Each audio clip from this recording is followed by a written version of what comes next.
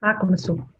Então, boa tarde a todos, né? Mais uma live especial do Ibraspal, Instituto Brasil-Palestina, e nós começamos hoje enviando as nossas condolências ao Líbano, né? A Beirute, especialmente, pela tragédia vivida durante essa semana, né? E lamentamos muito as mortes, as perdas, a tristeza, né, de ver uma cidade devastada, um povo devastado, mas certamente é um povo resistente, como o povo palestino, né, que resiste, né, bravamente, né, pelo seu país, pela sua história, uma história importante, principalmente uma história importante dentro do Brasil. Nós temos aqui uma migração árabe-libanesa, árabe-sírio-libanesa extremamente grande, né, importante na formação da nossa identidade brasileira. Uma outra tristeza que nós também do Ibraspal lamentamos profundamente, nos juntamos ao povo brasileiro, é esse número triste, né, de 100 mil mortos, né, no Brasil por coronavírus. E eu queria colocar aqui a todos os familiares, todas as pessoas que hoje estão chorando, que não puderam velar os seus entes queridos, que não puderam estar ao lado do seu familiar neste momento tão doloroso, o nosso afeto, o nosso abraço, a nossa consideração, e que todos os brasileiros juntos lutemos, né, contra esse governo fascista, genocida, né, que ainda não construiu um plano para, pelo menos, minimizar as dores do nosso povo, para facilitar, né, a igualdade de acessos, porque se estamos todos no mar, neste mar os barcos são muito diferentes, assim como a gente vê acontecer na Palestina atual, né? Eu tenho a felicidade hoje de coordenar uma live de mulheres, né?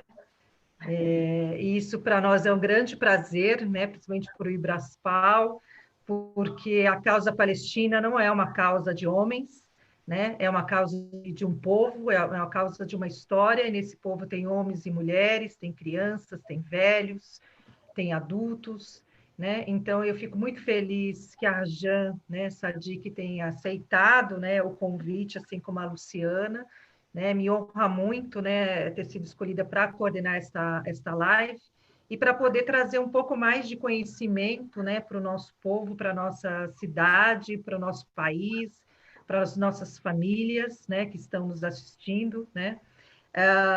Recentemente, eu fiquei novamente surpreendida por um enquete que foi feito durante uma das nossas lives, que muitas pessoas ainda associam a causa palestina a um problema religioso entre muçulmanos e judeus.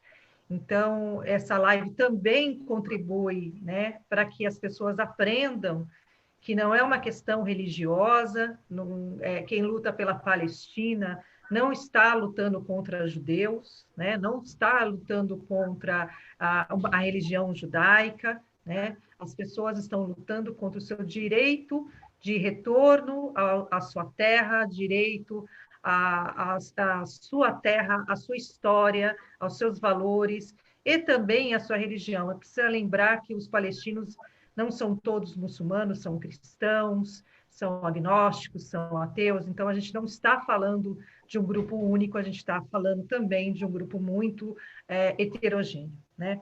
Então, hoje, para começar a nossa história, o livro coordenado pelo Fábio Bacila e pela Arjan Sadiq, Oriente Médio, Palestina, pesquisados a partir do Brasil, reflexões marginais e críticas.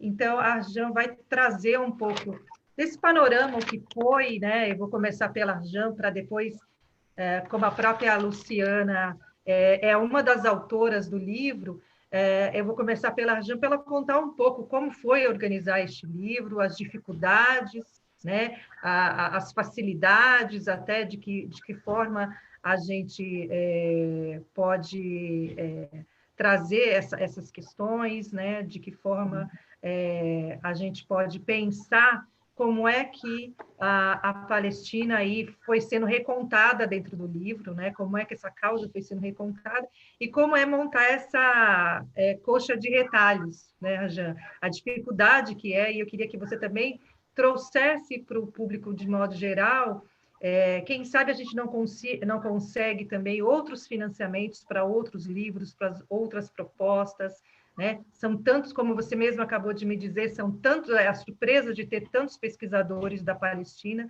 porque a questão editorial ainda também não tem esse espaço, né, que pode, então, ser valorizado. Né? Então, gostaria que você começasse falando um pouco a respeito disso, e aproveito para agradecer novamente a sua participação com a gente aqui.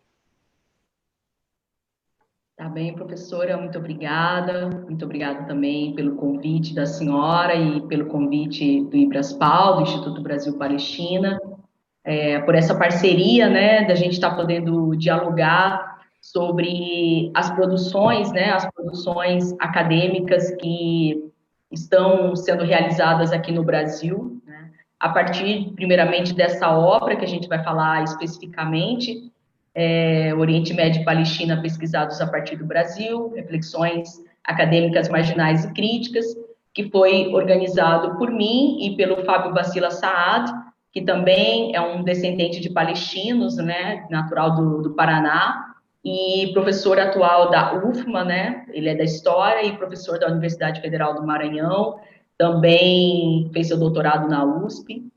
E, bom, é interessante que, vou falar mais ou menos um pouco a história, né, um pouco a história do livro.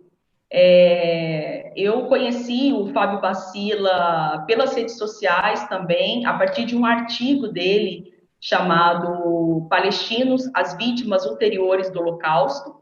E aí entrei em contato com ele via Facebook e começamos a conversar e ele me falou do projeto desse livro e me convidou para participar como autora, né? É interessante que praticamente, talvez, metade dos autores desse livro nós não os conhecemos pessoalmente, né? São pessoas de vários lugares do Brasil, mas especificamente da região Sudeste e Sul. A maioria dos autores são dessas duas regiões. E nós não conhecemos. Nosso trabalho foi totalmente virtual, basicamente em e-mails, e conseguimos construir essa coletânea de artigos.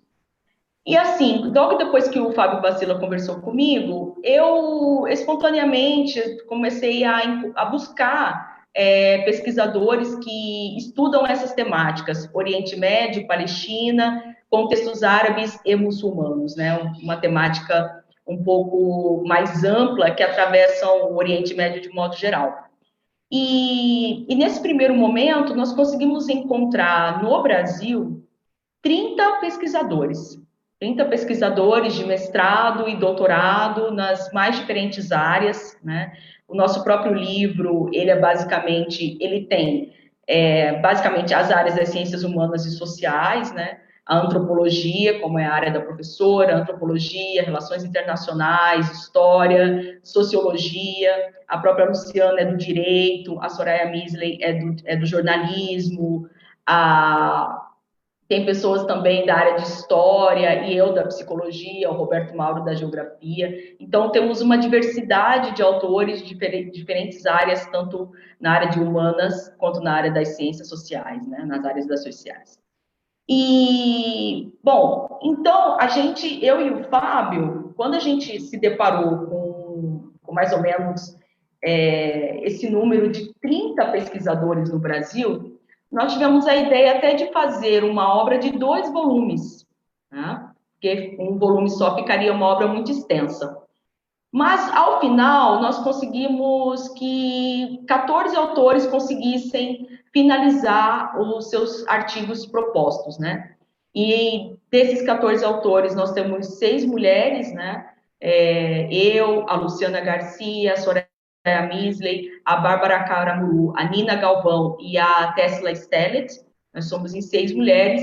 E mais 8 homens, que são, se eu não me esquecer de alguém, mas o Fábio Bacila Saad, o Jamil Zueyev, o Danilo Guiral, o Felipe Irabarchi, o Renato Costa e o próprio Roberto Mauro, basicamente esses oito autores, né? Todos nós nascidos no Brasil e alguns de nós com descendência palestina, como é o caso meu, da Soraya Misley, do Fábio Bacila, né? Então, e é interessante pensar, né? Muitas pesquisas sobre Palestina e Oriente Médio são desenvolvidas por brasileiros, né? Não são desenvolvidos necessariamente pelos descendentes, né? Ou de libaneses, sírios, jordanianos, palestinos, né? São os brasileiros que se interessam por essa temática, né?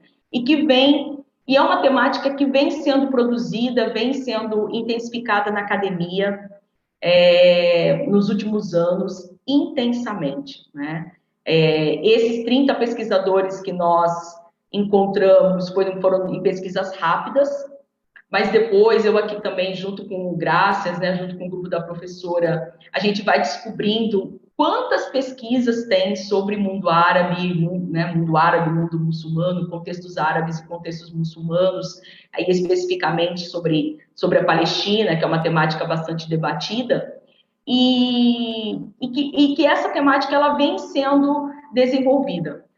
Um problema que a gente se depara é que esses materiais, essas teses, dissertações, artigos e TCCs, eles estão muito dispersos, né? A gente está com uma dificuldade de unir esses materiais, né? Então, algumas pessoas vêm me procurar, estudantes de graduação, por exemplo, e falam, Jean, eu não consigo encontrar um lugar onde eu possa encontrar materiais sobre Oriente Médio, sobre Palestina. E tem. O que é mais contraditório é que tem bastante material, mas eles estão dispersos. E temos, junto com a FEPAL, com a Federação Árabe Palestina do Brasil, uma ideia de produzirmos um banco de dados onde a gente vai unir todos esses materiais, né, concentrar esses materiais que estão dispersos da produção brasileira sobre a temática Oriente Médio, Palestina, contextos árabes e contextos muçulmanos, né? Outra questão, como a professora também falou, que também é muito pouco debatida, é essa influência árabe, né? Essa influência árabe e muçulmana, porque também árabes não são necessariamente muçulmanos não são necessariamente árabes, né? A própria professora é um exemplo disso, é brasileira e muçulmana, que também é uma outra generalização muito presente, é que há um grande número, né, de árabes e muçulmanos no Brasil, né, uma quantidade, inclusive, de muçulmanos que vem aumentando, né, de acordo com Paulo Ilu, talvez na faixa de 200 mil, esses números, né, tem mais ou menos essa média. E então nós temos aqui imigrantes, temos descendentes, temos refugiados e temos convertidos ao Islã, como na palavra corretamente, revertidos ao Islã. Então, é uma temática muito pertinente para o Brasil, né? Nós precisamos compreender essa situação porque palestinos, libaneses, muçulmanos estão presentes no Brasil e, como a professora colocou, constituem a nossa identidade. Desde a culinária, na alimentação, nos hábitos, nas próprias palavras, né? Ainda indo com Portugal, com a influência muçulmana em Portugal. Então, é muito pertinente. Outra questão que nos motivou também a pensar esse livro tem relação, que também está ligado ao que o nosso Grupo Graças pesquisa, são as situações de xenofobia e especificamente de islamofobia que tem assolado, né, que está muito presente, inclusive no Brasil, né? E a gente vem trazendo essa pesquisa, a gente não tem um debates muito específicos sobre islamofobia estritamente no livro, mas a islamofobia, a arabofobia e a própria palestinofobia, que é o que a professora tinha comentado no início, com essa questão da associação com terrorismo, e como isso leva a uma aversão a esses grupos, a esses povos, a esses grupos étnicos e religiosos, que constitui, na verdade, generalizações, equívocos, distorções, muitas vezes vindos da mídia, né? Sobretudo pela mídia, mas também com muitos materiais científicos que acabam reforçando esses estereótipos, essas discriminações e preconceitos contra esses povos e etnias aqui no Brasil, né? Então, isso foi uma outra questão que, na verdade, incita, né, e provoca a produção do nosso livro. Deixa eu ver aqui. Bom, outra questão também que é colocada no nosso livro, já na apresentação do Fábio, é a dificuldade também de alguns estudantes, principalmente iniciantes, de conseguirem adentrar nessa temática. Às vezes, o interesse do aluno ou da aluna acaba sendo desencorajado, né? Por exemplo, colocam que, mas essa temática ela é geograficamente muito distante, não tem relação com o Brasil, né? O que, como eu disse, né, a presença de árabes e muçulmanos no Brasil é significativa, então isso faz com que haja um interesse, né, da gente compreender essas realidades médio-orientais, né? E outra questão, esse processo na própria academia, que a gente está falando especificamente da academia, acaba sendo desencorajado. Mas é uma temática muito complexa, ou então não tem materiais muito acessíveis.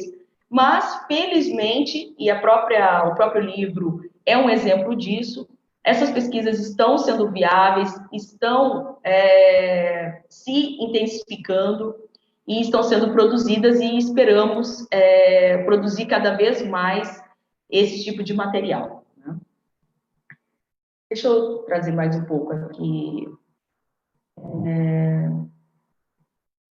Bom, outra questão é um pouco as dificuldades, né? Como foi produzir uma obra dessa, né? Com 14 autores de diferentes lugares do Brasil e com diferentes temáticas, né? A nossa obra, ela é produzida de uma forma, quem tiver acesso vai perceber que a gente não parte de uma vertente específica, a gente ficou bem aberto a qualquer temática, a gente não definiu que vertente, por isso as diferentes áreas, não definimos algum posicionamento específico. Então, essa diversidade foi uma proposta também da obra. Então, por isso, uma grande variabilidade de discussão, né? Então, a gente tem a discussão a partir do terrorismo, a gente tem a discussão do Islã nos livros didáticos, com o material do Felipe, a gente tem a discussão do feminismo decolonial, com o artigo da Soraya Misley, a gente tem um material sobre, na perspectiva da psicanálise, que é do Jamil Zueyer, falando como, a partir de um olhar psicanalítico, os libaneses que sofreram o bombardeio israelense em 2006 conseguiram fazer a sua resistência e sua resiliência psíquica. Tem um trabalho da Nina Galvão, que é muito bom também, falando sobre essa questão da coesão do discurso, né? E como isso traz uma coesão identitária para os israelenses, né? Que reconhecem o palestino como um grande inimigo, e como isso se constitui inconscientemente, a partir de uma leitura também da psicanálise. Então, a gente está numa perspectivas bastante abertas, mas, assim, de um modo geral, a medula do nosso trabalho é uma visão bastante crítica, para além do senso comum, e alguns também sempre com muita crítica ao colonialismo, sofrido, sobretudo, pela Palestina, mas também por outros países, territórios ou nações árabes. E outra questão também, a questão do colonialismo e do orientalismo, né? Então, Eduardo Said é um dos autores que está praticamente em todos os artigos desse livro, né? Bom, e as dificuldades, nós tivemos algumas, né? Eu acho que é importante também a gente colocar esses pontos, porque não é um mar de rosas, né? Primeiro que, por ser uma coletânea de artigos com diferentes pessoas de vários lugares, nós precisávamos que a opinião de todos tinha que ter validade para a gente definir alguma coisa. Desde a foto de capa, a foto de contracapa, né, a formatação, o cumprimento de prazos. Então, assim, tudo isso tinha que ser definido. E aí a gente aguarda a opinião de cada autor, de cada autora. Alguns demoram mais, outros menos, né, para responder o e-mail. A gente não acabou não aderindo a um grupo de WhatsApp, por exemplo, que talvez tornaria a questão mais dinâmica. Então, teve o cumprimento de prazos, teve a busca pela editora, né? A gente queria uma editora que disponibilizasse o livro gratuitamente por conta desse acesso, para facilitar o acesso. Se fosse uma obra comprada, não gratuita, as pessoas teriam um pouco mais de dificuldade para acessá-la, né? Então, isso foi um dos grandes objetivos que a gente lançou mão, né, da editora Navegando, né, organizado pela Lourdes Lucena. A revisão do conteúdo, a coleta de contribuição de cada autor, né, financeira. Não sei se como diz, mas a obra saiu quase R$ 4.000, né? Então, mesmo uma obra de download, de e-book, então não é uma obra impressa, então não foi um preço bastante acessível.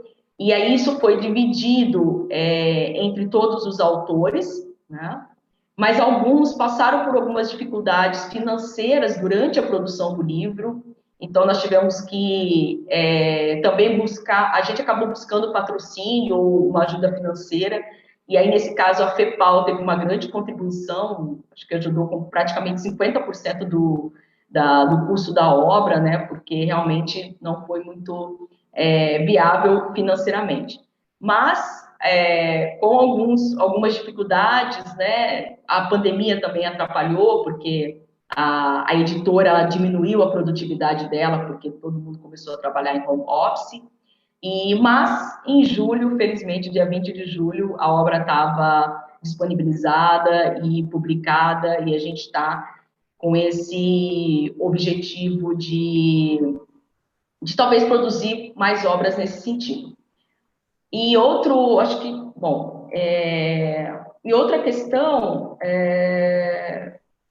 a, a gente a gente quer também, talvez, fazer um encontro com esses pesquisadores sobre contextos árabes e muçulmanos, sobre Oriente Médio e Palestina, talvez um encontro a nível nacional, exatamente porque nós estamos dispersos, nós não nos conhecemos pessoalmente, então seria uma oportunidade desse encontro de pesquisadores sobre essa temática a nível de Brasil, que é um projeto que a gente tem como ideal e quem sabe a gente consiga desenvolver mais para frente. Né? Então vamos segurar um pouquinho aí, a Jane, você pode falar mais um pouquinho, para a gente passar um pouco a palavra para a Luciana Garcia, né, que é do NEV, que é o Núcleo de Violência, né, da USP de São Paulo.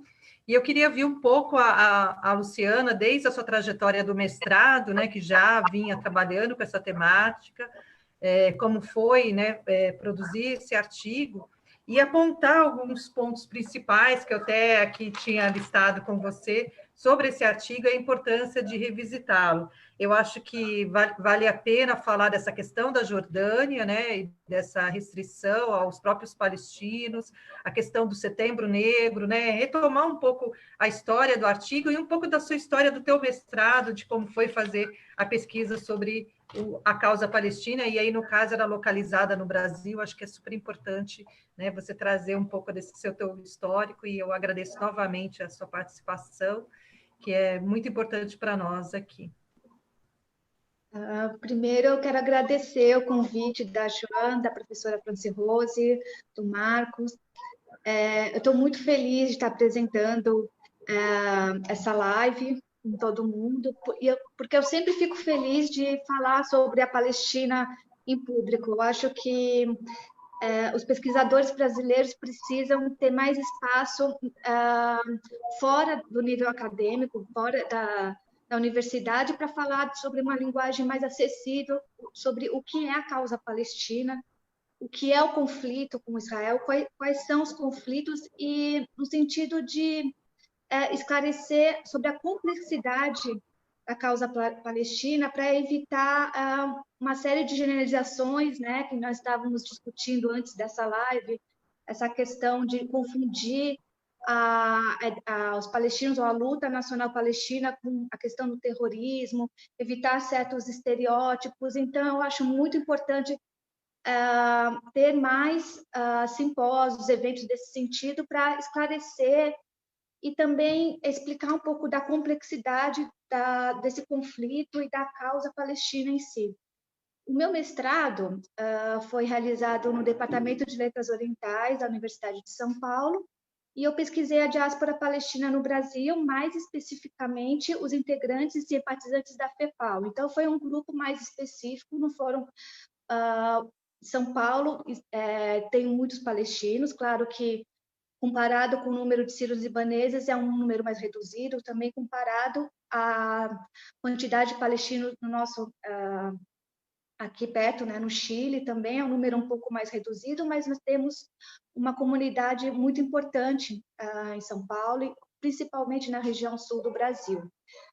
Então, eu delimitei ao máximo, e eu escolhi pesquisar esses integrantes e simpatizantes da FEPAL, e eu fiz um trabalho de campo bastante amplo. Eu entrevistei muitas famílias aqui em São Paulo, famílias muçulmanas e cristãs, para saber um pouco sobre a questão da integração com o Brasil, a assimilação, o envolvimento com a questão da Palestina, com movimentos sociais no Brasil, com relação à brasilidade, com a identidade palestina. E entrevistando todas as famílias e também escrevendo a minha dissertação de mestrado, juntamente com todo esse processo de pesquisa acadêmica e também fora da academia, porque a gente acaba fazendo amizade, tendo esse círculo de amizade com essas pessoas, a gente aprende muito que a questão da Palestina ela é muito complexa e precisa ser muito compreendida. E eu escolhi escrever nesse livro, nessa coletânea que foi lançada no mês passado, sobre a Jordânia, porque eu tive muita dificuldade de pesquisar, de achar um acesso a pesquisas acadêmicas aqui no Brasil sobre esse evento do Setembro Negro. Simplesmente é muito difícil de encontrar.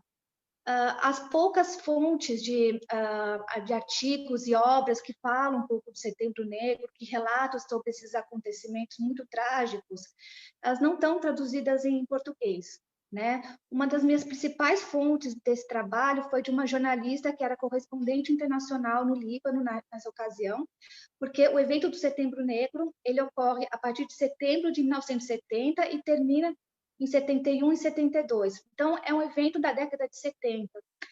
E existem poucas fontes, quase nada em língua portuguesa. É um livro que eu vou recomendar para vocês muito rapidamente. Essa correspondente internacional, ela é uma inglesa, trabalhou no Líbano, e ela escreve muito sobre esse evento do Setembro Negro e os eventos, as guerras civis no Líbano também. Helena Coban.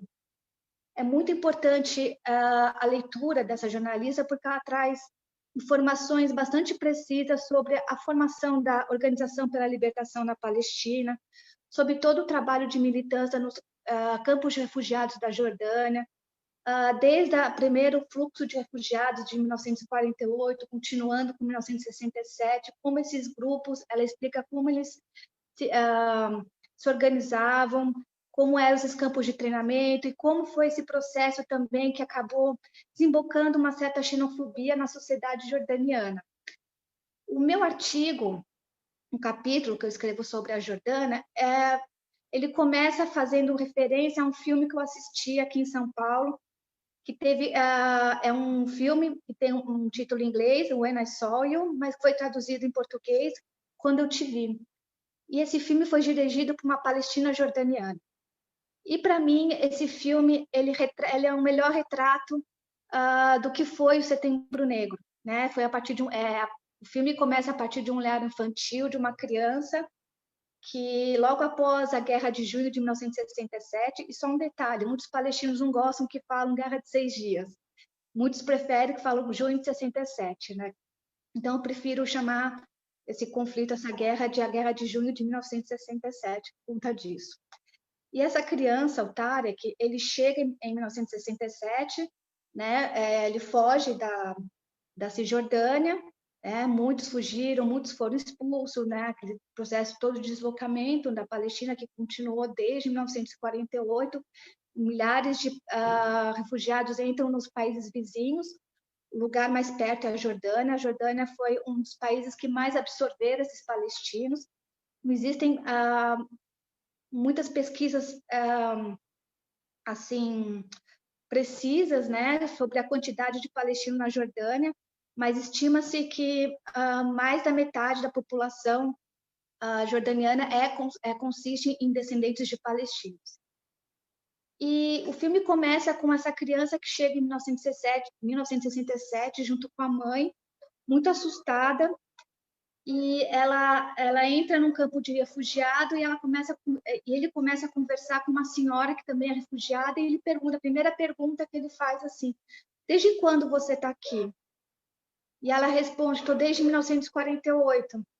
Aí ele olha para a mãe falando assim, ele faz um gesto assim negativo, com medo de que o exílio dele possa ser permanente, que ele fique por lá. Então esse menino o tempo todo ele fica nesse conflito, nessa angústia. A mãe dele também está nessa angústia e acaba que essa criança também começa a tentar se articular junto com os adultos, todos esses movimentos de resistência para voltar, né, através do direito de retorno dos palestinos à sua terra natal. Então, meu artigo tem esse ponto, começa com esse ponto de referência, com esse filme, que para mim é o filme que melhor retrata o evento do Setembro Negro. Setembro Negro é o nome desse período que eu expliquei para vocês, né, de setembro de 1970 a 1971, mas também foi um título dado a um grupo palestino que mais adiante, em decorrência de todas as perseguições sofridas dentro da Jordânia, também se autotitulou Setembro Negro. O Setembro Negro, ele começa, obviamente, como eu falei, em decorrência da Guerra de junho de 1967. A Guerra de junho de 1967 foi uma guerra muito violenta, que teve muitas perdas territoriais. A princípio, quando ocorreu esse conflito, essa guerra, a princípio os meios de comunicação retratavam que era o direito de Israel a se defender das provocações do presidente do Egito, Nasser, que também era o porta-voz do panarabismo. O panarabismo foi muito importante também para esse renascimento, também para a questão do movimento nacional palestino, contribuiu muito. Quando Nasser ainda era vivo, ele ajudou muito a causa palestina. Quando o Egito também é derrotado, em 1967, o panarabismo ele vai morrendo junto com Nasser. E quando Nasser morre, o movimento panarabismo morre junto com ele. E a partir daí que o movimento nacional palestino ganha força e acaba se dissipando desse panarabismo, e também acaba causando um certo ressentimento por algumas parcelas das populações árabes, né? Principalmente no Líbano e na Jordânia, que tinham esses grupos nacionais muito mais em evidência. Depois de 1967, após a entrada desses fluxos de refugiados palestinos na Jordânia, houve um evento muito importante que foi pouco noticiado no Brasil. Um ano depois, em 1968, o Al-Fatah, que estava na Jordânia, estava já muito organizado, numa cidade que se chamava Karamé, no sul da Jordânia. Eles se organizaram e organizaram um atentado com uma mina terrestre,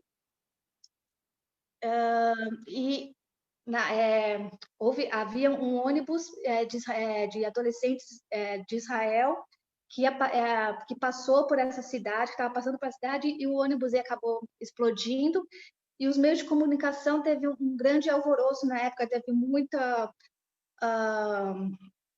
audiência, né, esse atentado, e foi a partir daí que Israel, com a ajuda do rei Hussein, entra em Karamé e começa um evento que se denominou, um evento internacional que ficou conhecido como a Batalha de Karamé. E houve muitos palestinos que perderam suas vidas nessas batalhas, mas também houve muita resistência. Muitos soldados israelenses também sofreram muito com a Batalha de Caramé. Essa batalha ela não praticamente desconhecida no Brasil, principalmente nos meios acadêmicos, não tem quase nada. E foi muito importante. E foi a partir dessa Batalha de Caramé que o rei Hussein, de um modo que eu posso dizer um pouco populista, começou a divulgar um slogan, assim, somos todos palestinos, somos todos Caramé. Começou a exaltar, porque essa batalha ela melhorou um pouco a autoestima dos palestinos que estavam espalhados em muitos campos de refugiados na Jordânia, vivendo sob uma situação muito crítica. Isso na década de 70. A Jordânia mudou muito de 70 para cá, né? Se a gente for comparar a situação da Jordânia hoje, a gente encontra palestinos em vários estados sociais, né? São grandes empresários, existem os refugiados que ainda estão nesses campos de refugiados, mas também existem grandes empresários, tem pessoas que estão bastante estabilizadas na Jordânia. A Jordânia ela mudou muito, mas em 1970 houve muita perseguição. E a uma certa altura, os palestinos desses campos de refugiados, principalmente de Baca, eles estavam se sentindo duplamente perseguidos, tanto por parte de Israel como por parte da sociedade da Jordânia. Porque a partir do momento em que o movimento nacional palestino começou a se estabelecer, começou a haver mais treinamento palestino internamente, dentro do país, dentro do reinado, isso acabou,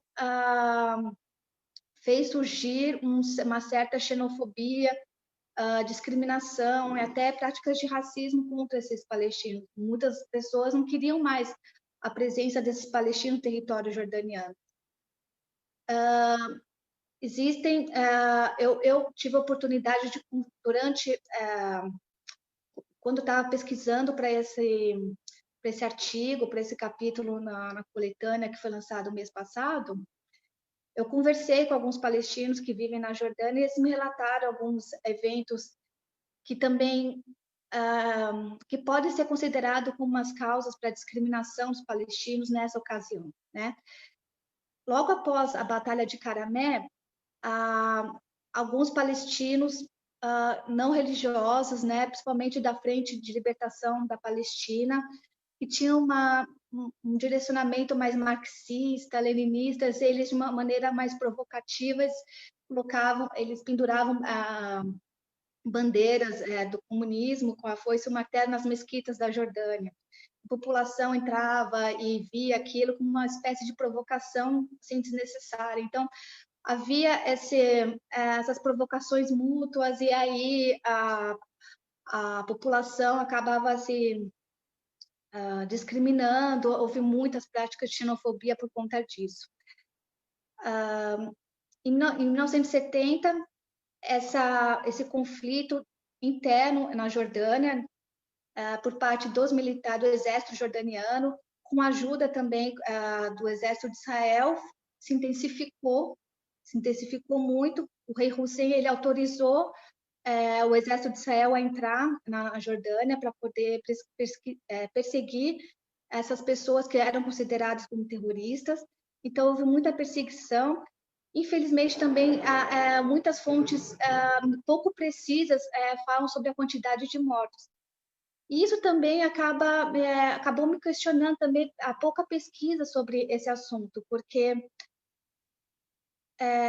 muitos resultados do Setembro Negro, desse evento de 70 a 71, estima-se que o número de palestinos mortos gira em torno de 5.000 a 10.000 pessoas. Então, foi um crime de genocídio lesa humanidade, né? A gente lê muito sobre Sabri Shatila, mais tarde, em 1982, e outros eventos marcantes, a Nakba. Hoje em dia, a gente consegue acessar muitos artigos, muitas obras importantes que falam sobre a Nakba, que falam sobre os massacres das vilas palestinas, as aldeias, a questão do deslocamento, mas muito pouco, né, se fala sobre o Setembro Negro. E quando eu fui pesquisar, eu fiquei muito surpresa com os números, né? Infelizmente, as fontes, mesmo as fontes palestinas, elas são pouco precisas O reinado da Jordânia também ele não revela muito a quantidade de palestinos que perderam suas vidas durante esse evento. Então, mas foi um grande genocídio, né? Foi mais de 5.000 pessoas. E houve um conflito armado, né? Os palestinos começaram a treinar em alguns campos de treinamento, a fazer emboscadas, a pegarem armas para poder sobreviver dentro do território jordaniano. Mais adiante, foi em decorrência do Setembro Negro e com a intensidade das perseguições internas da Jordânia, com a ajuda de Israel também, que muitos palestinos começaram a se organizar e a intensificar essa militância e que iniciou uma série de interceptações de aviões. Então, foi a primeira vez, e chamou muita atenção da imprensa naquela ocasião, a interceptação de aviões, de sequestro, para chamar a atenção também da comunidade internacional pela causa da Palestina, o que estava acontecendo, né? E foi nessa ocasião, foi em decorrência desses acontecimentos, dessa série de acontecimentos violentos na Jordânia, que o movimento nacional palestino começou a se fragmentar de uma maneira muito intensa, né? Muitos palestinos morreram, muitas lideranças perderam suas vidas, foram presas, existem muitos relatos de tortura também, muitas pessoas que, inclusive, que eu entrevistei durante o meu mestrado, o que é interessante pesquisar a diáspora palestina é essa questão da dificuldade da identidade, porque muitos palestinos chegaram, não da Palestina, chegaram da Jordânia, chegaram do Líbano, então é muito difícil de identificar quem é palestino, né? A identidade palestina ela é oral, ela fala, quando a pessoa finalmente fala, eu sou palestino, né? Então, durante as minhas entrevistas, algumas famílias que vieram da Jordânia relatavam para mim a violência que sofreram da Jordânia. Então, as lembranças não são muito positivas, né, com relação à Jordânia, são muito semelhantes à do Líbano também. E o Setembro Negro, como eu expliquei logo no início da minha fala, ele é o nome de um evento político da década de 70, mas também batizou um grupo palestino, que é o Setembro Negro, que era transnacional, e passou, que avançou também as fronteiras da Jordânia e se tornou internacional com a participação de palestinos da diáspora, inclusive da diáspora da Europa, que era um novo grupo de Setembro Negro de atuação internacional, que foi aí que desembocou nos acontecimentos das Olimpíadas de Munique. Eu finalizo o meu artigo nessa coletânea, falando um pouco sobre os acontecimentos que foi conhecido internacionalmente como o massacre das Olimpíadas de Munique, que foi, nos meios de comunicação, também reforçou muito por um lado, reforçou o estereótipo do palestino terrorista, do palestino fanático, mas, por outra parte, foram esses acontecimentos também que fez com que as pessoas tivessem um novo olhar sobre o que estava acontecendo na Palestina, o que era a causa da Palestina, não somente dentro dos territórios ocupados, mas do modo como que o conflito ele se espalhou e ele também passou a pertencer a alguns países árabes vizinhos. Então, a causa palestina, também a causa do Líbano, foi a causa da Jordânia, como que esses refugiados todos, com a expansão desse conflito, como esse conflito ele se tornou muito mais complexo, com novos atores, com novos acontecimentos. Então, eu acho que foi um evento que chamou muita atenção internacional, além dos estereótipos, né, que a gente também pode debater, né, sobre isso, porque, infelizmente, esses estereótipos do terrorismo, eles foi muito herdado durante a Segunda Intifada, principalmente, né, não só dos eventos do Setembro Negro, porque Setembro Negro, as Olimpíadas de Munique chamaram muita atenção pela questão do sequestro de aviões, foi um momento que a Leila Khaled ficou conhecida internacionalmente como uma mulher palestina que pilotava, que sequestrou, que chamou a atenção internacional e que também desmistificou a imagem da mulher palestina que só fica em casa, que obedece ao marido, que a mulher palestina é um pouco mais submissa.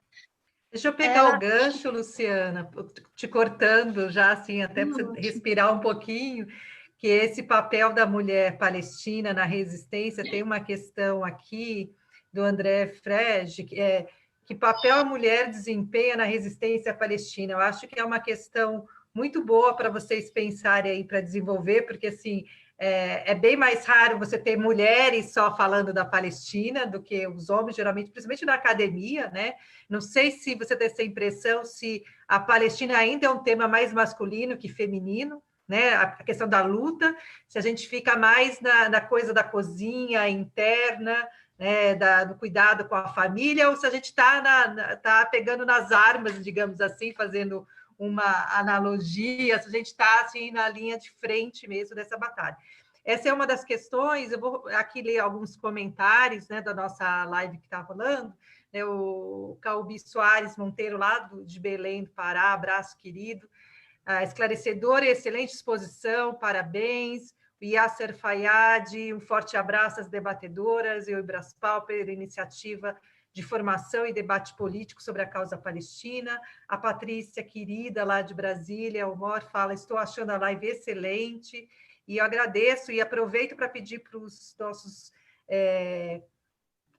como a gente fala, telespectadores, não é televisão, mas as pessoas que estão assistindo, para compartilhar a nossa live, compartilhar na página de vocês, né? Porque isso ajuda também a divulgar o nosso trabalho, o trabalho das meninas, e eu acho que é uma frente super importante nesse momento aqui tão adverso que a gente vive. Agora eu quero ouvir um pouco aqui as meninas sobre esse papel, né, da mulher na resistência palestina, né? Eu cortei a Luciana porque ela ia falar exatamente um pouco sobre isso, então já aproveita e começa comentando aí.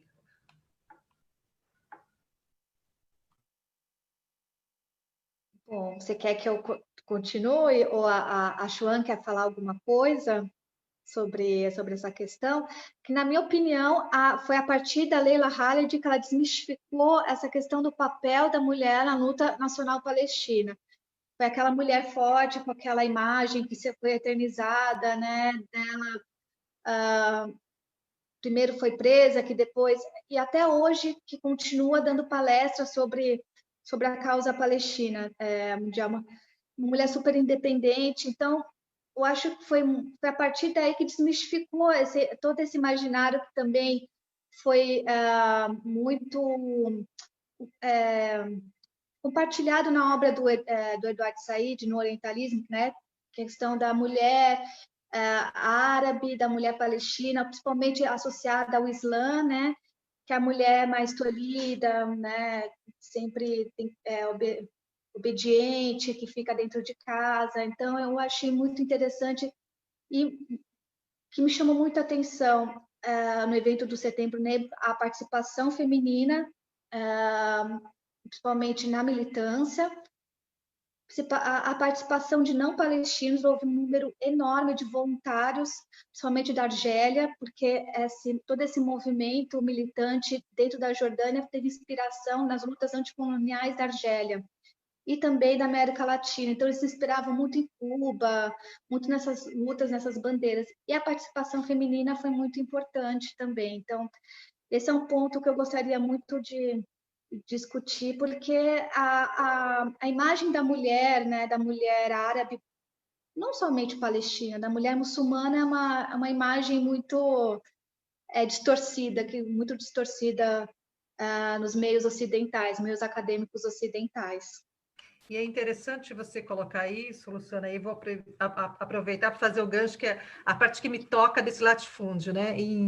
Na época da Primavera Árabe, né, o ICARAB me convidou, né, muito gentilmente, para escrever um artigo sobre, e acho que foi o primeiro artigo que eu escrevi de opinião sobre a Palestina, e que envolvia a questão da Palestina, né, depois da Primavera Árabe, porque eles tinham observado que tinham movimentos de mulheres da Primavera Árabe, e se isso era uma coisa que acontecia. Então, assim, há uma ignorância acadêmica, social, cultural, social, de que a impressão que as pessoas têm das mulheres, sejam árabes, palestinas, muçulmanas, que elas estão dentro de casa ali apenas cuidando dos filhos, do marido, que seja, eu acho que é importante também, mas muitas estão na lida efetivamente, né? O exemplo são as mulheres palestinas, são as mulheres do Saara Ocidental, então a gente tem as mulheres brasileiras, se a gente colocar aqui, né, a gente tem que boa parte dos arrimos de famílias no Brasil são mulheres que sustentam suas casas, suas famílias, seus filhos, são as mulheres que estão na luta, são as mulheres que estão aí, né? Então é extremamente importante, né, a gente também desmistificar esse estereótipo de mulher muçulmana coitadinha, essa ideia de que tem que salvar uma mulher porque ela está de lenço na cabeça. Então é muito importante, né, a gente construir esses diálogos, é extremamente importante a gente trazer essa discussão da pauta. E eu já ouvi, por exemplo, militantes da causa palestina dizerem claramente que foram atropeladas em debates sobre a Palestina por serem mulheres, foram silenciadas.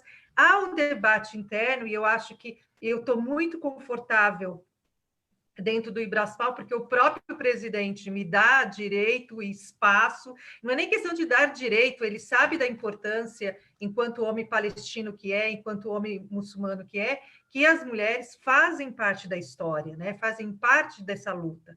Então, eu acho que isso é extremamente...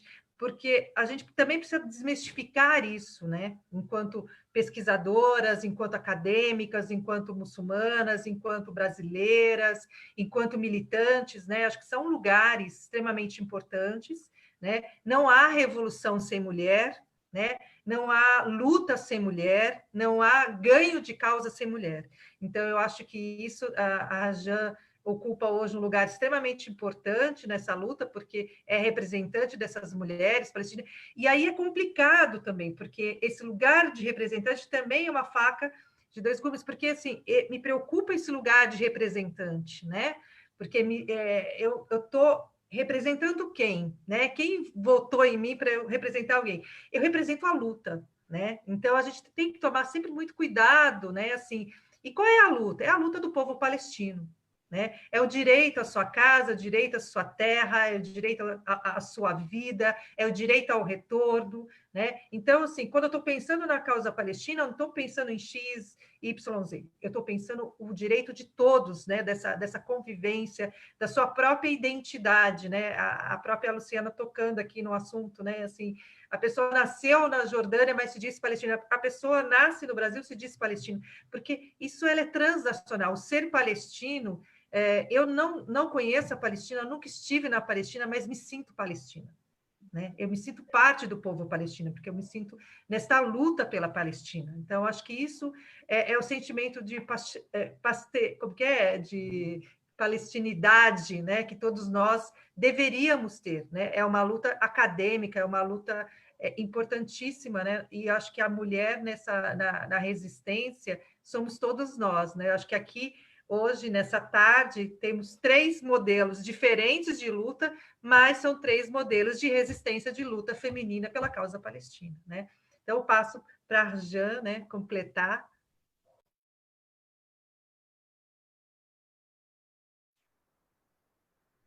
Essa questão da luta das mulheres palestinas é bastante complexa, né? Assim, e particularmente também silenciada, né?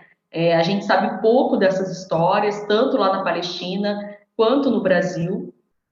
Nós da FEPAL, a gente está resgatando, soubemos que, agora não vou me lembrar, mas talvez na década de 70, houve uma organização de mulheres palestinas aqui no Brasil, né? Então, assim, que a gente não desconhecia, que a gente está investigando, né? E agora também queremos, com a pandemia isso não foi possível, mas a gente está querendo fazer o Encontro Nacional de Mulheres Palestinas e trazer, né, essas mulheres que estão na frente mesmo, na frente de luta, né? Agora, há histórias também, a Charlie Wadi, que é uma descendente de palestinos que fez uma dissertação em Portugal sobre a luta das mulheres palestinas, ela vai dizer que no primeiro momento, na primeira intifada, por exemplo, as mulheres estavam um pouco mais atuantes, estavam um pouco mais na linha de frente.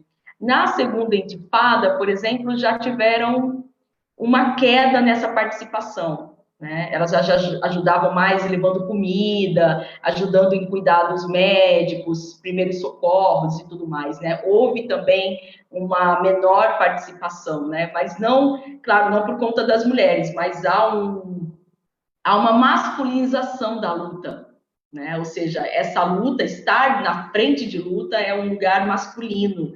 Então, isso ainda é atravessado pelas mulheres palestinas, mas também estamos desconstruindo, né? Estamos num processo.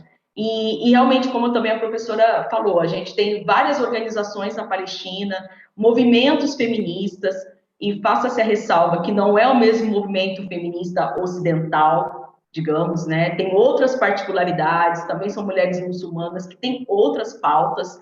Então, é uma luta contra o patriarcado, mas é contra o machismo, mas uma luta também contra o colonialismo, né? Contra o sionismo.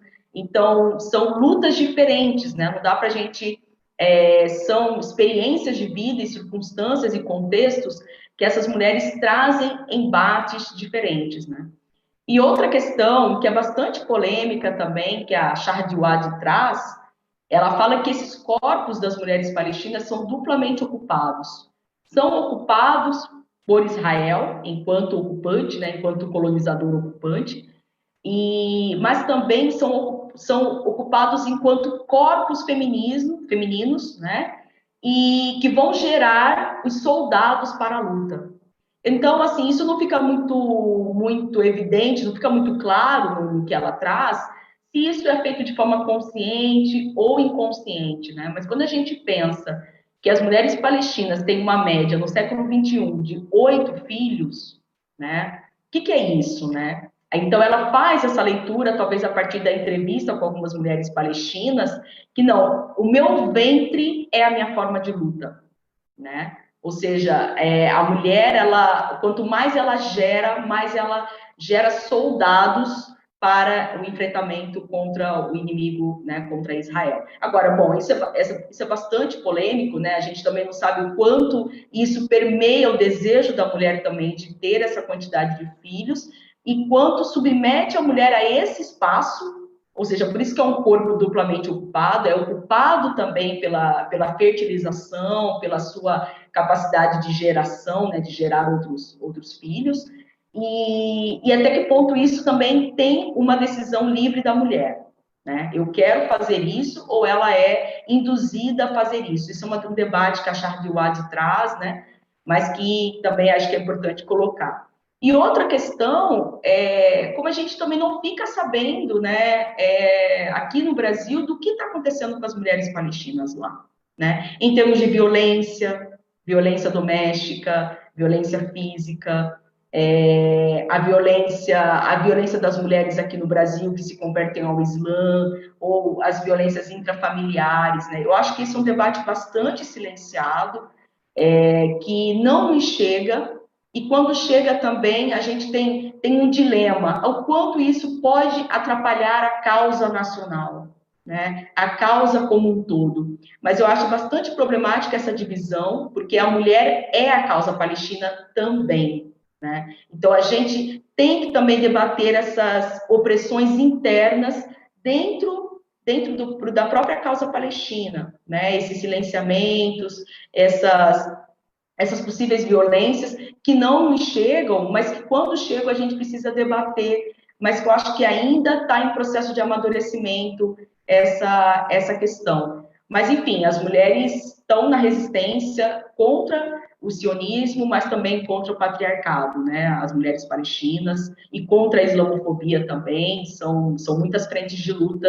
Mas, enfim, somos fortes, né? Estamos aí e vamos tentar também ajudar essas mulheres de lá, né? Tentar fazer essa comunicação com as mulheres palestinas de lá, já que as mulheres palestinas do Brasil, descendentes, imigrantes, próprias refugiadas, elas estão bem, conseguiram uma ascensão social, mas as mulheres de lá, talvez, certamente, têm mais necessidade do que nós aqui. É isso. Ótimo. Eu vou aqui falar um pouco das pessoas que estão nos assistindo, o presidente do Ibraspal, Ahmed Sharhada, o Evandro Messias, Ismael Cordeiro, mandando saudações palestinas, Vinícius Pedreira, José Alberto de Lima, Malina Khatib, Sirhan Ali, Moluque, acho que ele está escrevendo Merabá, deve ser, Marta Oliveira, Ivan de Souza Guimarães, Júlia Beatriz da Rocha, Sônia Farcas, Angelita Santos, Elias Casseb, Davi Henrique, Jamal Youssef Saleh, Dadi Squari, deixa eu ver comentários. Aí o presidente do Ibraspal, Ahmed Sharhada, escreve uma live excelente, o nível de conhecimento e metodologia são fascinantes, parabéns, doutora Franci Rose, a Jan Sadiq, a mestre Luciana, nós aqui agradecemos a oportunidade. Acho que essa questão de mulher, a gente começa a falar, a gente não acaba mais, né? Porque a gente vai destruir o patriarcado, o sionismo, tudo junto, né? E não há luta contra o sionismo se não tiver uma luta contra o patriarcado, contra a violência. Eu acho, sim, que os corpos das mulheres ainda são ocupados, dentro e fora. Acho mesmo que é uma luta constante pelo lugar de fala, mas não um lugar de fala de opressor, porque as pessoas confundem muitas vezes quando existe uma mulher que fala, uma mulher que quer ocupar o seu lugar, como se a gente quisesse destruir os homens ou limitar os homens. A questão não é essa, a questão é dar o nosso lugar, que é de direito, que é o direito da luta também, que é o direito de estar na linha de frente. Se a gente pegar na história do Islã, o próprio exemplo de Aisha, né, esposa do profeta, que a paz seja com ele, Aisha ia para o campo de batalha, né, e o profeta Muhammad nunca disse para Aisha, fique em casa, né, então ela também estava nessa linha de frente, ela também era um exemplo de uma mulher que estava à frente do seu tempo e estava ali guerreando, estava ali na luta. O que a gente precisa é rever, né, todos esses conceitos, eu acho que é importante, sim, a questão do direito da mulher de ter quantos filhos ela quiser ter, se ela quiser ficar em casa é direito dela, se ela quiser ir para a luta é direito dela, se ela quiser ir para a universidade é direito dela. Então, assim, a gente tem que parar de dizer o que a mulher tem que ser e a mulher tem que dizer o que ela tem que ser. E eu acho que a luta palestina é um grande exemplo disso, é um exemplo importante para a gente sempre lembrar que a importância, né, do papel feminino em qualquer resistência, né, em qualquer movimento social, né, seja fora do Brasil ou dentro do Brasil. Acho que o reflexo do que foi o Ele Não no Brasil, né, o movimento de mulheres, né, já diz o quanto nós estamos aí na luta, na lida e na resistência, né, com filhos ou sem filhos, porque os corpos são nossos, né, nós decidimos quantos e como, né.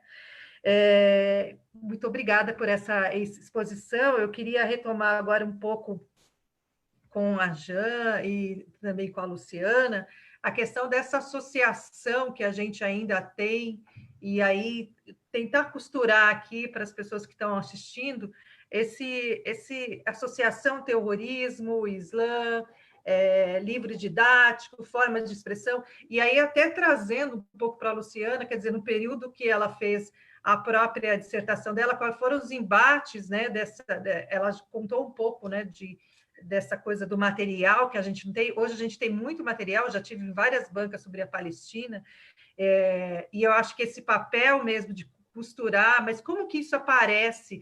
Porque a impressão que eu tenho ainda dos livros didáticos é que aparece sempre como uma luta daqueles que estão querendo tirar alguma coisa de alguém, e nunca realmente os documentos que isso demonstra. Talvez a Jan possa também dizer um pouco sobre isso, a associação com o terrorismo e a própria luta palestina, e essa associação, e o trabalho da mídia. Eu acho que uma das coisas que a gente tem que sempre retomar e não deixar de dizer é o papel da mídia nesse movimento, na luta da Palestina. Qual é o espaço que a mídia dá, de que forma é dado, como isso é costurado, se não é, porque a gente precisa também criar essas críticas, né, acho que são importantes até para as pessoas que estão assistindo. Por que as pessoas ainda sabem pouco sobre a causa palestina? Porque a impressão que algumas pessoas têm, porque militante é um ser apaixonado, né? Porque militante acha que a sua causa é a causa que todo mundo deveria conhecer, que conhece. Eu sei porque eu sou uma militante desde os 14 anos, aqui em casa eu catequizei todo mundo na luta palestina. Então, assim, mas eu tive que fazer essa educação pela causa palestina. Então, nada vem de graça, nada, a coisa não cai na cabeça das pessoas, né? Então, o processo de entendimento é um processo via educação, via os livros didáticos, via a mídia que a gente tem aqui é uma mídia sionista, é preciso dizer isso claramente, né? Esse quarto poder que domina as transmissões de notícias é uma mídia sionista, quer dizer, há um poder sionista através das mídias, e como que isso a gente vem transformando. A gente tem agora um grande apoiador, que são jornalistas livres, né, que toda sexta-feira tem feito um boletim com o Ibraspal, né? Então, isso traz, né, um outro tipo de mídia, uma mídia alternativa que está aí de ponta, né, trazendo informações corretas, boas, positivas sobre a nossa causa, né? Então, com vocês, meninas. Posso começar, então? Eu acredito que todos os estereótipos do lado palestino, né, dessa associação do palestino, principalmente com o homem-bomba, que aconteceu muito nos anos 2000, principalmente durante a Segunda Intifada, né, que foi herdada da Segunda Intifada, porque o que acontece? Esses estereótipos vêm dos exemplos minoritários, né? Quando acontece alguma coisa, as pessoas acabam, parece que generaliza. Então, isso é muito fruto da pouco conhecimento e da pouco conhecimento, principalmente da complexidade dos conflitos na Palestina, dos conflitos em Israel e na Palestina. Eu falo no plural, porque o conflito não é um. A partir do momento que o conflito, em 1948, a partir da Nakba, ele se torna permanente, ele não foi amenizado, ele só piorou com o passar do tempo, né? É um exemplo, é um dos piores exemplos internacionais, porque o conflito ele tende a terminar, a finalizar, né? E na Palestina não, na Palestina ele com o tempo ele foi piorando e foi criando muitos direcionamentos, foi envolvendo outros atores, outros lugares, outras perspectivas, e por isso que eu sempre pontuo nas minhas apresentações, principalmente minhas apresentações no Brasil, de que é preciso estudar com muito cuidado sobre os conflitos e sobre a complexidade e quando eu digo a complexidade dos conflitos na Palestina, eu digo sobre a importância de esmiuçar as diferenças dentro da sociedade palestina, porque quando há pouco conhecimento ou quando esse conhecimento ele é muito generalizante, as pessoas acabam confundindo e associando o palestino com o muçulmano. Porque as pessoas não sabem, acabam pouco conhecendo sobre a diversidade da sociedade palestina, que existem drusos, cristãos e muçulmanos, existem os refugiados palestinos que estão nos países árabes vizinhos também, que estão em vários campos de refugiados, outros que se estabeleceram, que estão um pouco mais integrados dentro dessas sociedades. Existe a diáspora palestina na Europa, a diáspora palestina na América Latina, que é muito importante, na América do Norte também, e saber diferenciar sobre esses lugares, sobre essas perspectivas. O conflito ele é muito complexo, o conflito, ao longo do conflito, ao longo desse todo esse período que até que se tornou permanente, foi surgindo grupos de pressão, grupos políticos, novos partidos, dissidências. Então, é muito importante estudar. A professora Franci Rose falou sobre as fontes cada vez melhores e em maior quantidade em língua portuguesa, de pesquisadores brasileiros que escrevem para a nossa audiência. Também isso é muito importante, porque há um tempo atrás havia só poucas fontes que eram traduzidas para a língua portuguesa. Infelizmente, assim, claro que está aumentando essas pesquisas aqui no Brasil, mas eu ainda acho pouco, sabe? Não acho que existem muitas pesquisas assim precisas, principalmente quando a gente fala de um conflito que que se tornou permanente, que ainda continua e que está muito acirrado. Quando a gente fala nessa questão dessa continuação da anexação dos territórios, nessa questão dos conflitos que envolvem outros países árabes também, que envolveu o Egito, que envolve a Jordânia, o Líbano, o Iraque, né? Poucas pessoas sabem disso. Então, quando há pouco conhecimento, há poucas informações precisas de fontes bem constituídas, né? A tendência é as pessoas falarem sobre a causa palestina de uma maneira mais reducionista e maniqueísta, né? Como se fosse a luta do bem contra o mal, né? Na luta da pessoa que é civilizada contra o fanático, né? De tentar associar o palestino a tudo que é de mais atrasado, né? Porque ela não conhece toda a diversidade e a pluralidade da Palestina. Os palestinos também estão aqui no Brasil. Os palestinos também atuam na política interna do Brasil, assim, muitos palestinos aqui que eu tenho, que estão no meu círculo de amizade aqui em São Paulo, são militantes de partidos políticos brasileiros também. Então, tem essa identidade dividida, eles se sentem muito brasileiros, mas também tem a identidade palestina muito dentro de si, né? E saber diferenciar, né, o que são os refugiados, o que são a diáspora, os que estão ainda vivendo sobre a ocupação, essa trágica ocupação da Palestina dentro da Cisjordânia, principalmente na faixa de Gaza também. Eu acho que eu tenho essa visão que a professora Franci Rose falou sobre as fontes, sobre o aumento de pesquisadores que se interessam por esses assuntos, né, por esses conflitos. Só que eu ainda assim eu acho que poderia ter mais. Eu acho que ainda é pouco. Mas vamos estimular, né? Acho que é muito importante que quando eu percebo que o povo brasileiro ele precisa da informação, porque existe muita empatia durante o meu mestrado. Durante o meu trabalho de campo, durante o mestrado e o trabalho de campo, eu percebi que o povo brasileiro tem muita empatia com a causa palestina, porque muitos dos problemas sociais sofridos no Brasil são muito parecidos. Não dá para comparar, não são idênticos, claro, mas, por exemplo, a questão territorial, se a gente perceber os grandes movimentos políticos no Brasil, como o movimento de trabalhadores rurais sem terra, eles têm uma empatia com a questão da Palestina, com a questão do território, da terra, né? Existem também um movimento muito interessante que eu gostaria de apresentar para vocês, de alguns militantes do MST que vão para a Cisjordânia também para a colheita de azeitonas. Esse é um movimento muito lindo, né? Que mostra essa empatia, né, do Brasil, esse elo, né, do Brasil com a Palestina. E isso é cada vez mais importante diante desse atual governo brasileiro, né, que tem andado para trás muito das relações internacionais do Brasil com a Palestina, infelizmente. Então, tentar reforçar esses elos de empatia, né, de amizade. O Brasil tem muito a contribuir com a causa da Palestina, com os palestinos também. E quanto mais aproximação, menos maniqueísmo e menos reducionistas. Então, mais conhecimento. E aí, esses estereótipos, eles vão caindo por terra e vão sendo esquecidos, com certeza.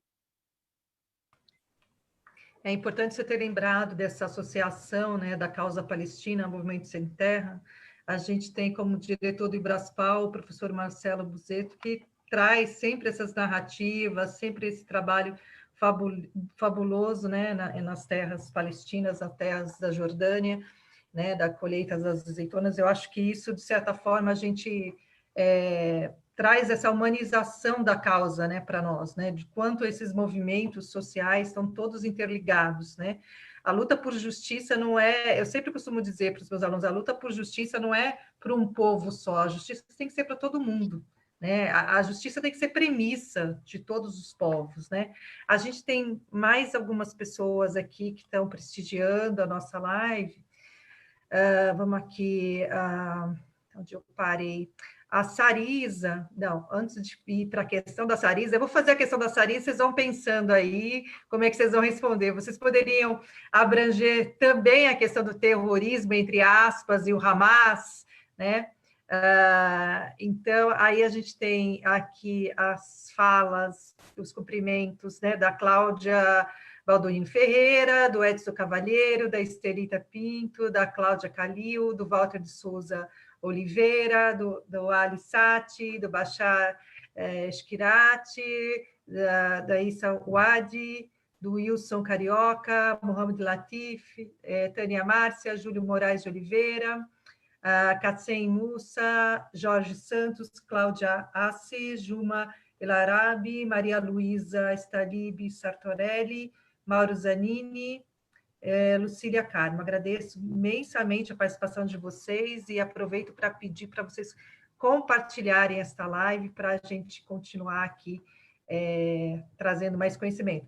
Aproveito também para dizer que todas as nossas lives, né, quem perdeu, algumas estão todas lá no canal do Ibraspal do YouTube, vocês podem acessar as nossas... A gente geralmente vem para o Facebook e amanhã a gente vai direto para o canal e aí vocês podem acessar quantas vezes quiserem, tá bom?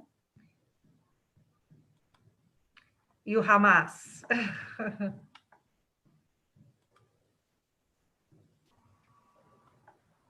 Bom, eu vou falar um pouco, respondendo um pouco a pergunta da Sarisa, né?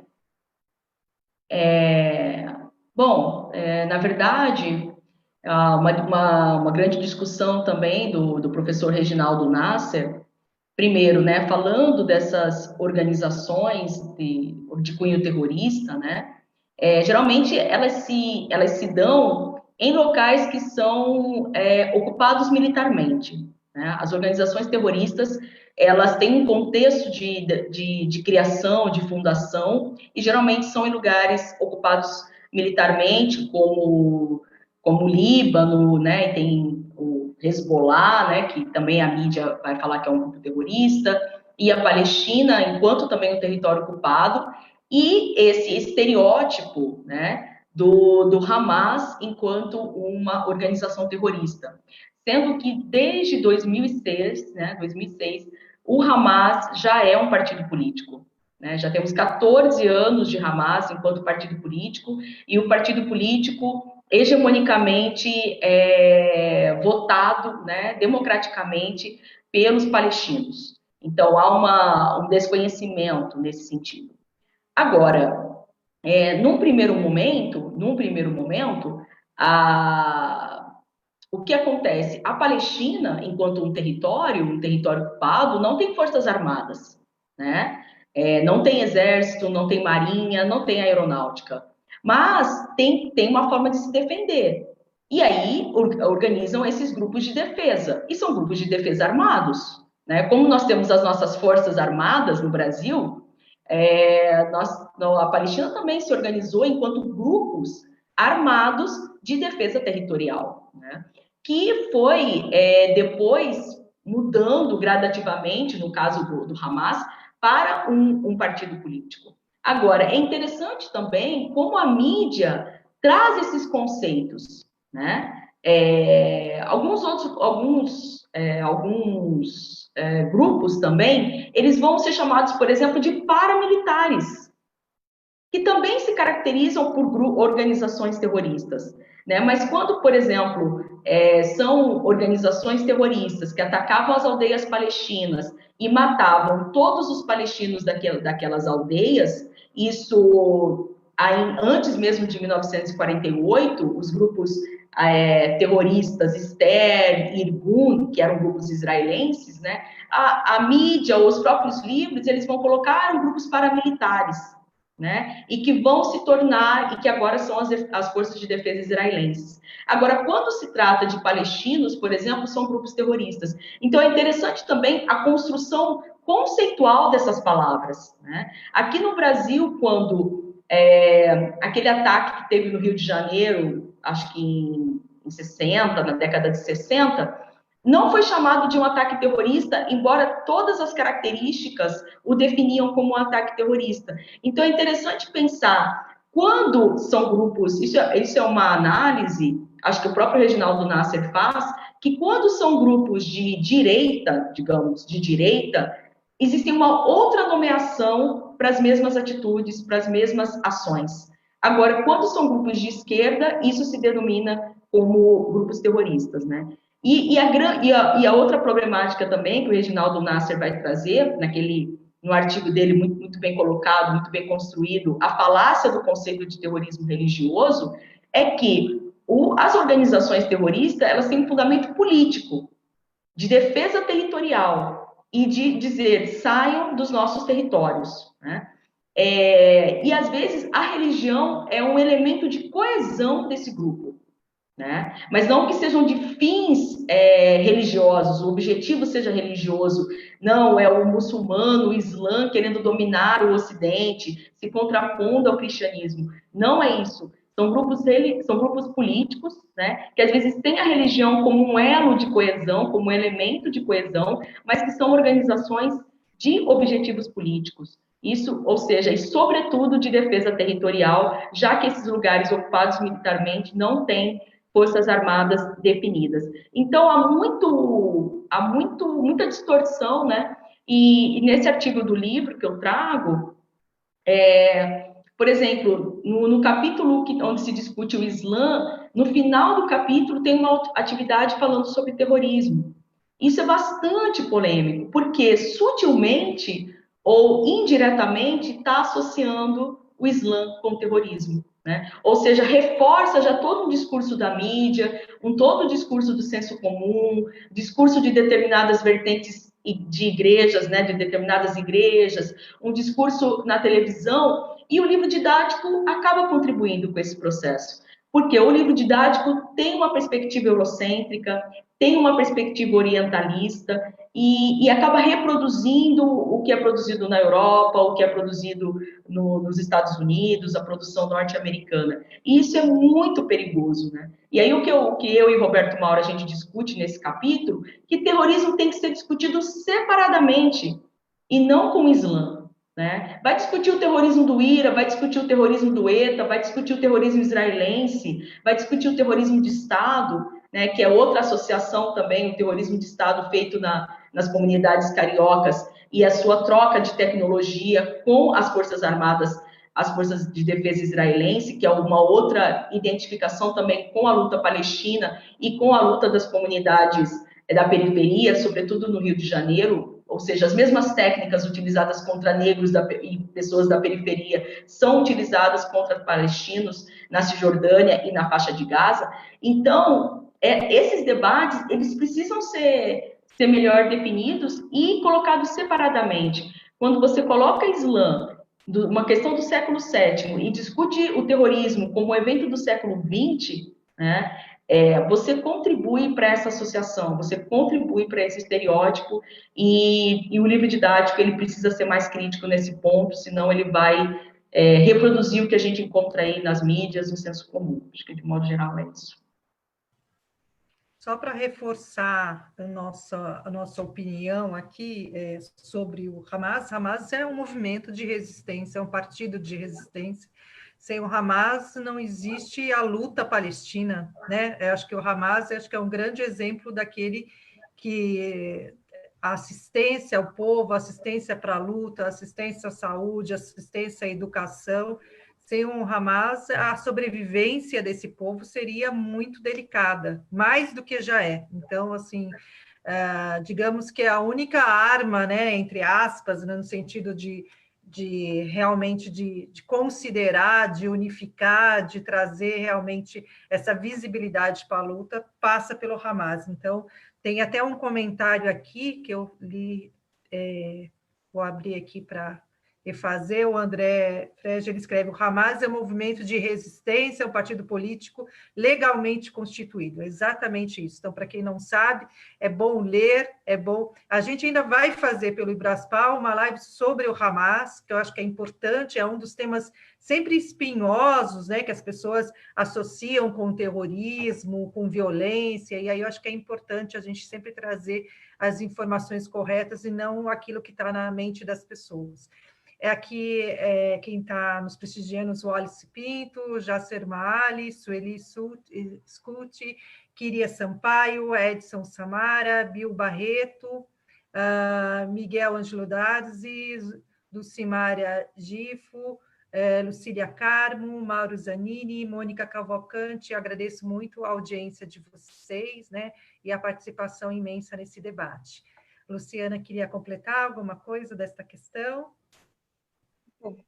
A Joana, ela explicou muito bem, assim, só fazer um adendo para não atrasar, o Hamas, ele mudou muito, né, desde a primeira intifada, quando ele surgiu, né, em 87, até os dias de hoje, até passando por 2010, ele mudou bastante, né? Ele começou com uma pauta lá atrás no surgimento, né? Com uma carta, todo um projeto político, mas ele foi se adaptando às circunstâncias. Aquilo que eu acabei insistindo com vocês durante a minha apresentação, né? É preciso compreender a complexidade de todos os grupos políticos e dos partidos políticos palestinos, porque eles não são homogêneos. Os palestinos não são uma coisa só, um bloco homogêneo. E o Hamas, ele tem as suas dissidências, tem um grupo majoritário, tem os grupos minoritários também, mas que mudou muito com o passar do tempo. O Hamas, ele já há alguns anos, ele tenta se unificar com o Fatah, que é o grupo da situação na Palestina também. Então, acho que é só para pontuar também, para evitar esses tipos de estereótipos também com relação ao Hamas. Eu sei que é um assunto bem sensível, né, professora? Eu acho que o mais importante, e que a gente sempre, eu como educadora, né, e eu insisto, né, nesse lugar de educadora, a importância da gente separar as coisas quando nós estamos estudando, quando nós estamos vendo uma TV, quando nós estamos lendo um jornal, o que é o Hamas, o que é o Islã, o que é o terrorismo, o que é a luta palestina, né? E tentar pensar esses atores todos nos seus devidos lugares, né? Nas suas devidas ações. A gente costuma a comprar um pacote misturado de informações e não coerentes com a verdade. Então, por isso que qual é o papel da academia? A academia não é dizer, o Hamas é bonito, a luta palestina é bonita, tudo é bonito, não é isso.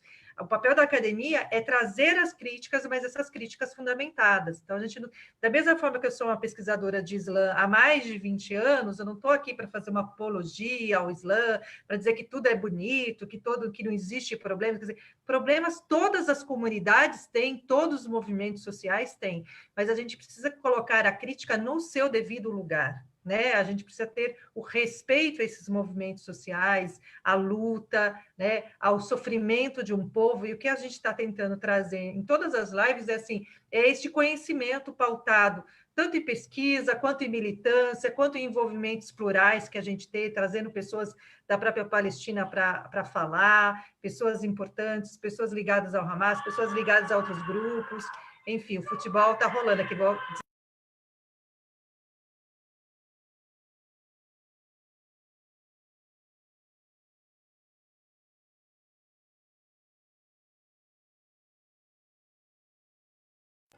Gente, eu tenho que desligar, porque os palavrões aqui estão...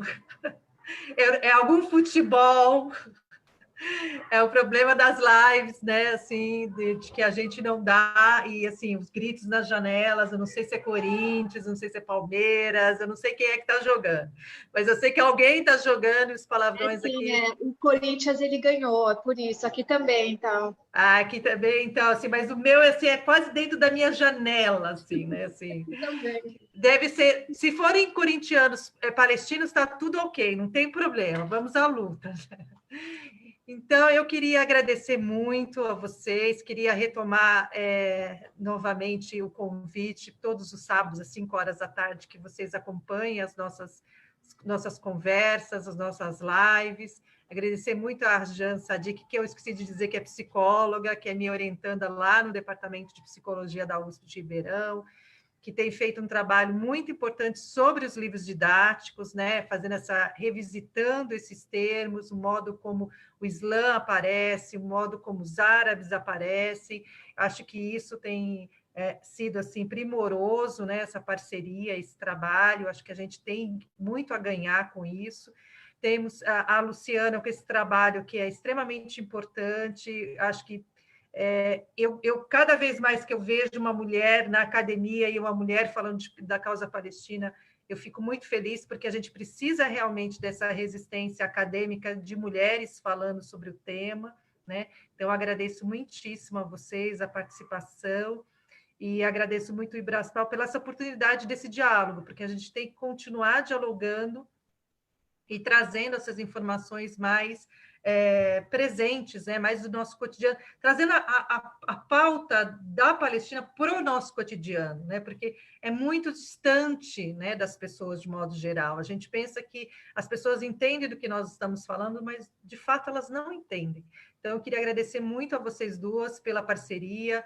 O livro é gratuito, gente, vocês podem baixar aí, né? Acho que o Marcos já fez uma propaganda aí, o link do livro. É importante que vocês leiam, que vocês adquiram conhecimentos. Eu sei que tem muitos professores nos assistindo. Acho importante Oriente Médio e Palestina pesquisados a partir do Brasil, reflexões acadêmicas, marginais e críticas, né? Organizado pela Arjan Sadiq e pelo Fábio Bacila. Então, acho que é importantíssimo a gente trazer esse conhecimento mais plural, essa diversidade, né, de conhecimento, para as universidades, para as escolas, para os trabalhos que a gente continua realizando.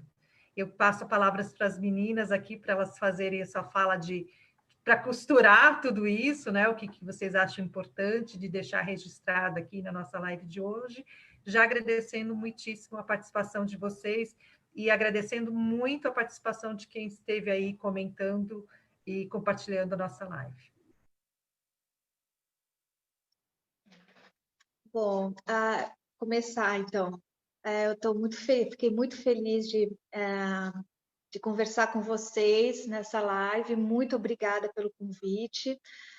Eu acho importantíssima essas iniciativas para, inclusive, de uma maneira didática, apresentar o que significa a causa palestina, quem são os palestinos. Eles estão mais próximos do que muita gente pensa, do que muita gente sabe.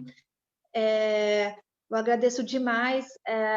Eu acho que é muito importante nós apresentarmos essas temáticas que envolvem a causa palestina de uma maneira bastante acessível, né? A gente sabe que foram muitos ciclos de violência, são muitas as nomenclaturas, principalmente nomenclatura em árabe, e o brasileiro acaba não compreendendo direito, acaba confundido, inclusive, conforme a gente comentou no início dessa live, com uma luta religiosa.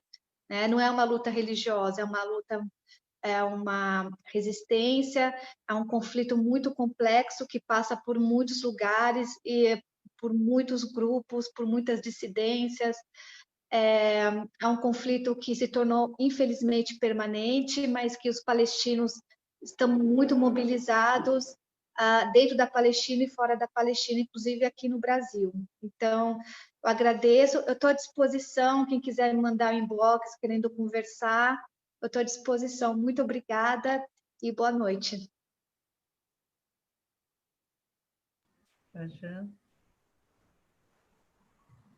Bom, também quero agradecer especialmente à professora e também ao Ibraspal, né, pela oportunidade.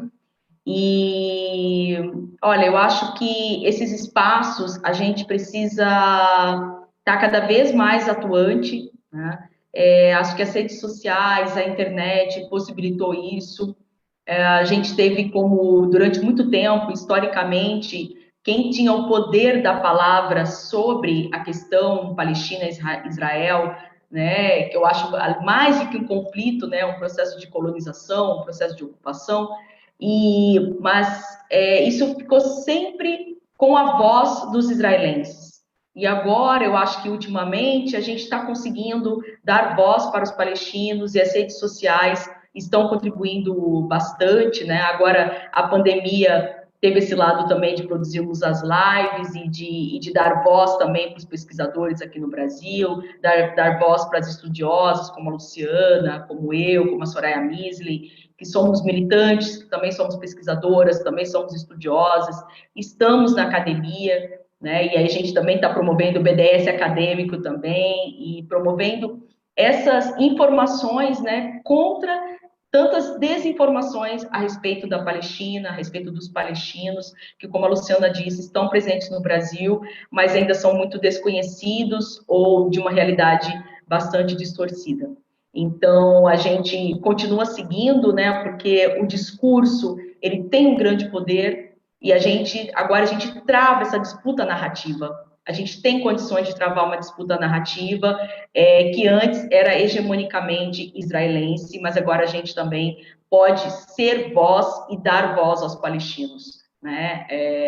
Então, porque tem muitos brasileiros também que às vezes não tem relação nenhuma com a Palestina, mas que também contribuem com a nossa luta, são nossos apoiadores, né? E a gente vai continuando. Eu acho que é isso. A gente vai até a vitória, porque, como diz Mahmoud Darwish, a gente sofre de uma doença incurável, que é a esperança, e a gente vai seguindo junto, porque a nossa luta é justa, e ainda a gente vai lutar e vai conseguir uma Palestina livre, soberana e autodeterminada. É isso que a gente faz todos os dias, é isso que a gente busca, cada um de nós, nas nossas relações micropolíticas, conversando, fazendo as lives, estudando, produzindo artigos, produzindo livros. Esse é o nosso grande objetivo, uma Palestina livre e soberana. É isso, gente.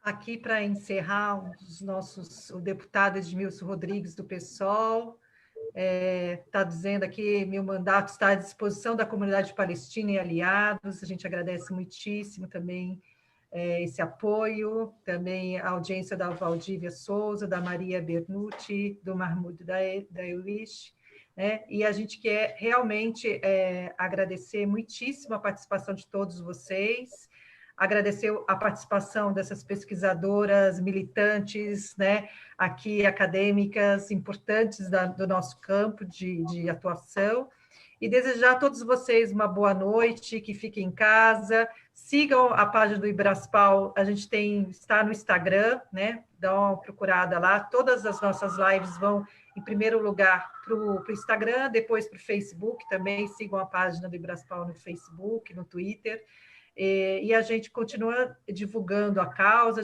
divulgando a nossa luta e a resistência, e retomo nossos sentimentos ao povo libanês pela tragédia em Beirute, e retomo os nossos sentimentos do Ibraspal pelos 100 mil mortos, né, no Brasil, infelizmente. Isso abala todo brasileiro, abala os palestinos e abala todas as pessoas que são humanas, né, que têm coração e que são tementes também, muitos de nós, a Deus, né? Então, boa noite a todos. Nos vemos no próximo sábado, às 17 horas.